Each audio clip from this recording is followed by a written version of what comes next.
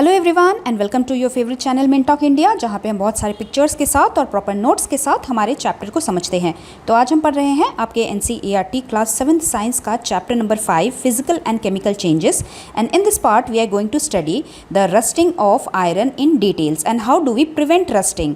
इस चैप्टर के और जितने भी इंपॉर्टेंट टॉपिक्स हैं इन सभी के लिंक आपको इसी वीडियो के नीचे डिस्क्रिप्शन बॉक्स में मिल जाएंगे, या फिर आप क्लास 7th साइंस का प्लेलिस्ट भी देख सकते हैं मिनटॉक इंडिया चैनल में। But before we start today's class, here is a short introduction about me.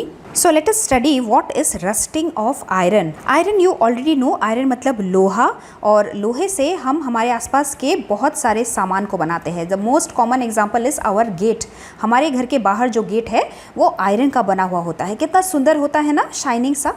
लेकिन कुछ टाइम के बाद अगर आपने नोटिस किया है, उसकी हालत कुछ ऐसी हो जाती है अगर हम उसे टेक केयर नहीं करते हैं तो शाइनिंग चमकता हुआ लोहा ऐसा गंदा सा रेड कलर का क्यों दिखने लगा। See iron is a very strong metal और उसका symbol capital F small e लिख के हम डिनोट करते हैं।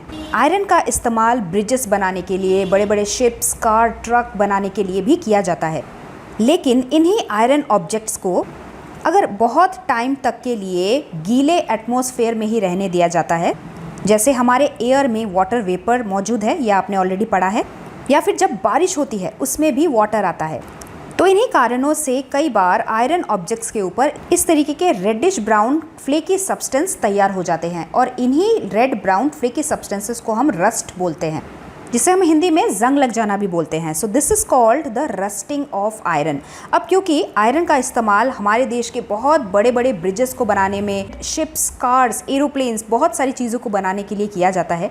जब आयरन की चीज़ों पे ऐसा रस्टिंग पड़ता है तो वो इन सब चीज़ों के लिए बहुत ही खतरनाक होता है, because rust makes the iron very weak. So let us see कि आयरन के ऊपर ऐसा रस्ट कैसे होता है। हमारे एयर में वाटर वेपर मौजूद होता है, दैट इज़ द मॉइस्चर। हमारे एयर में ऑक्सीजन भी प्रेजेंट होता है।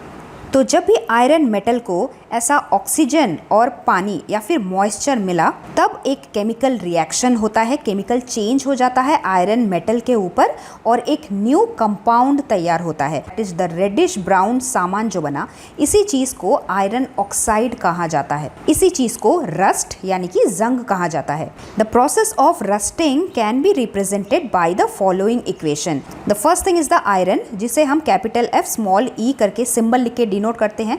सेकेंड थिंग ऑक्सीजन और वाटर, जो कि एयर में मौजूद होता है। Oxygen as a gas and water as water vapour. Oxygen को हम O2 लिख के डिनोट करते हैं और वाटर को हम H2O लिख के डिनोट करते हैं।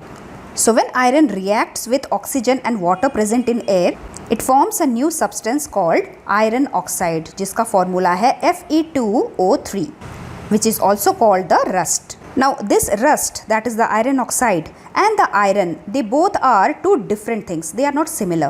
और क्योंकि यहाँ पे एक new substance form हुआ है, that is why this change is a chemical change. Or we can say that rusting of iron is a chemical change.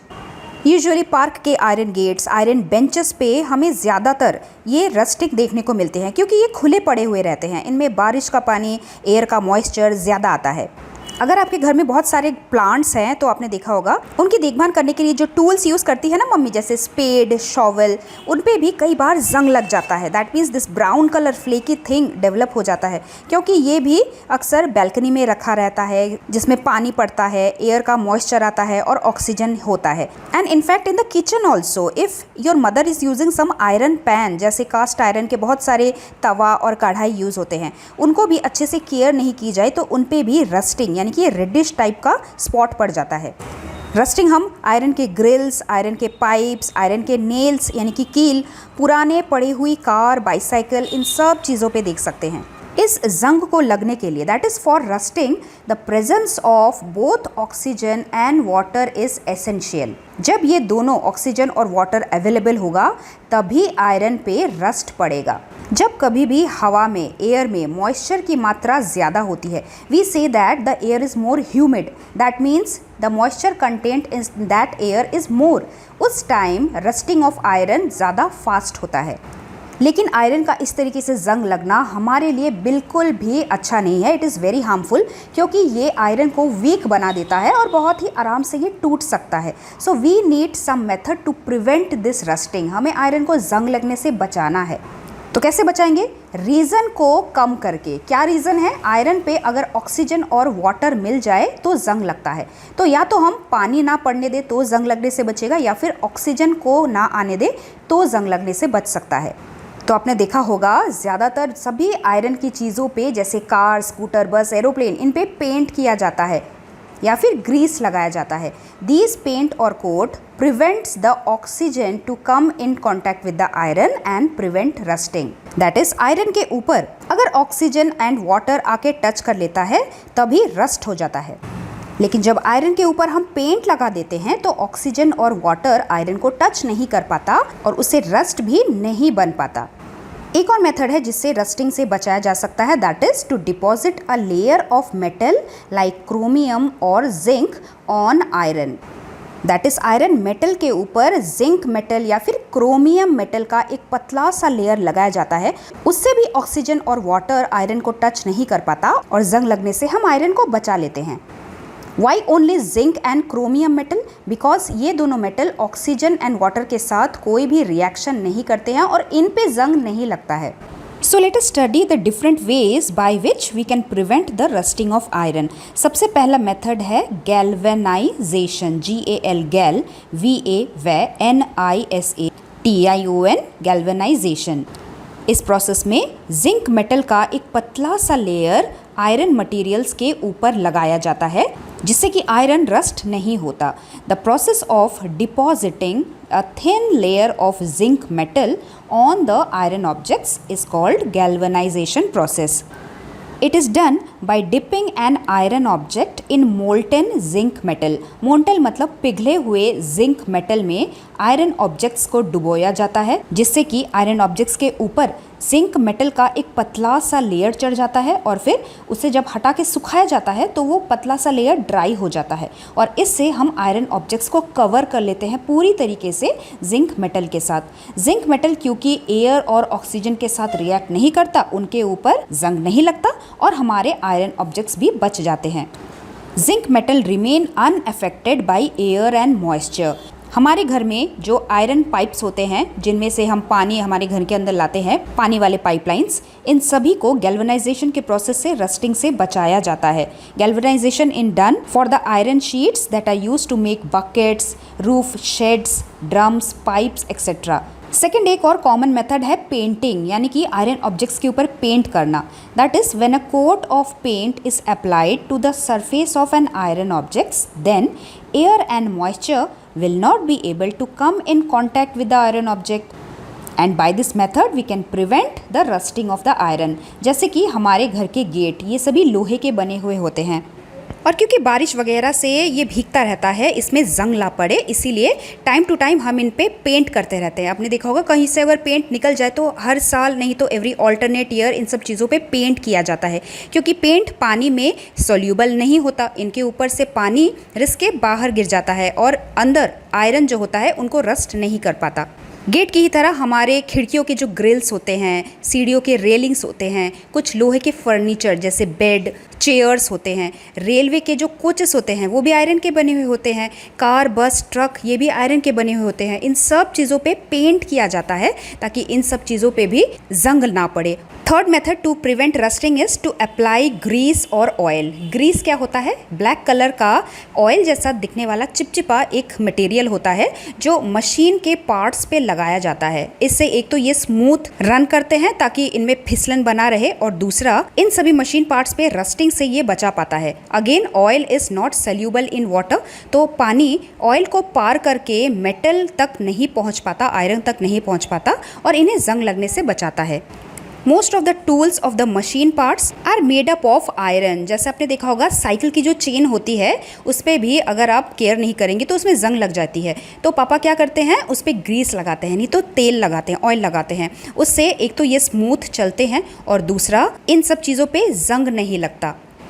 After that, method number 4 to prevent rusting of iron is chromium coating. CHRO, MIUM. Chromium एक तरीके का metal होता है, बिल्कुल zinc की तरह, जिस पे पानी और एयर का कोई भी इफेक्ट नहीं पड़ता, उन पे जंग नहीं लगता। इसीलिए क्रोमियम मेटल का एक पतला सा लेयर आयरन ऑब्जेक्ट्स के ऊपर डिपॉजिट किया जाता है, जिससे कि आयरन का रस्टिंग प्रिवेंट किया जा सके।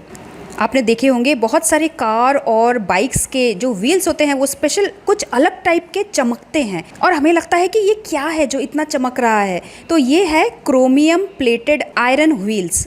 सिर्फ व्हील्स ही नहीं, आपके घर पे जो टैप्स होंगे मे बी वो क्रोमियम प्लेटेड होंगे, मतलब क्रोमियम मेटल का एक लेयर उन पे चढ़ाया जाता है। बाईसाइकिल के जो हैंडल्स होते हैं, कार के बम्पर्स होते हैं, उन पे भी क्रोमियम की प्लेटिंग की जाती है। After that, fifth method and very common method is to make alloys of iron. What is an alloy? जब दो या दो से ज़्यादा मेटल्स को पिघला के मिक्स करके फिर उसे ड्राई करके जो ऑब्जेक्ट्स बनता है उसे हम एलॉय बोलते हैं। उसी तरीके से आयरन को भी बहुत अलग अलग मेटल्स के साथ मिक्स करके एक नया सामान तैयार होता है which is called an alloy. आपके घर में स्टेनलेस स्टील के बहुत सारे बर्तन होंगे ना। स्टेनलेस स्टील एक अकेला मेटल नहीं होता, स्टेनलेस स्टील बहुत सारे मेटल्स को मिला के तैयार होता है। When iron is mixed with carbon, chromium metal and nickel metal, then stainless steel is obtained. ये बहुत ही चमकदार होते हैं और इन पे रस्ट बिल्कुल नहीं पड़ता। जैसे हमारे घर के कुकिंग यूटेंसिल्स, चाकू, सिजर, सर्जिकल इंस्ट्रूमेंट्स जो हमेशा पानी के कांटेक्ट में आते हैं, किचन में ऐसे ही ओपन पड़े रहते हैं तो ऑक्सीजन के भी कांटेक्ट में आते हैं, लेकिन इन पे रस्ट नहीं पड़ता। Because when we make alloy of iron metal like this prevents rusting. एक स्पेशल केस हम पढ़ते हैं यहाँ पे शिप्स के बारे में। शिप आयरन का बना हुआ होता है, लेकिन क्योंकि ये समुंदर में रहता है, समुंदर का पानी खारा होता है, that is many different type of salts are present in sea water. Salt के प्रेजेंस में जब पानी आयरन ऑब्जेक्ट्स को टच करता है तो रस्टिंग का प्रोसेस बहुत ही स्पीड अप हो जाता है, जल्दी रस्ट पड़ता है। एक तो शिप का आधे से ज़्यादा पोर्शन हमेशा अंडर वाटर रहता है और जो पार्ट पानी के ऊपर रहता है उस पर भी पानी के छींटे पड़ते रहते हैं। तो इन्हीं कारणों से शिप में बहुत ज़्यादा रस्टिंग का प्रॉब्लम होता है और इसी वजह से हर साल शिप का एक बहुत बड़ा सा पोर्शन चेंज करते रहना पड़ता है। So this result in a lot of monetary loss, बहुत सारे पैसे भी इस वजह से खर्च होते हैं। इन सब के बावजूद भी एक और स्पेशल केस है the iron pillar at Delhi. एक ऐसा पिलर जो बहुत पुराना है लेकिन आज तक उस पर रस्ट यानी कि जंग नहीं लगा। अगर आप दिल्ली में रहते हो और कभी कुतुब मीनार देखने गए हो तो कुतुब मीनार के ही पास में आयरन पिलर मौजूद है। This pillar is more than 7 meters high, more than 6,000 kilogram होगा, and also it is built more than 1,600 years ago. हमेशा एयर के कांटेक्ट में होता है और हर साल बारिश होती है, लेकिन इसके बावजूद भी यहाँ पे जंग नहीं लगा। दिस ओनली शोज दैट उस टाइम जिन लोगों ने इसे बिल्ड किया था उनके पास अमेजिंग साइंटिफिक टेक्नोलॉजी था, जिसकी वजह से लोहे की चीज़ों पे जंग नहीं पड़ता था। Today also scientist are investigating कि इसमें आयरन के साथ और क्या क्या चीज़ ऐसा मिक्स किया गया था जिससे कि इस आयरन पे रस्टिंग नहीं हुआ है आज तक। So with this great note, I end this video here only. आगे के क्लास में हम क्रिस्टलाइजेशन पढ़ेंगे. So stay tuned. We'll meet very soon. Thank you very much. Bye bye.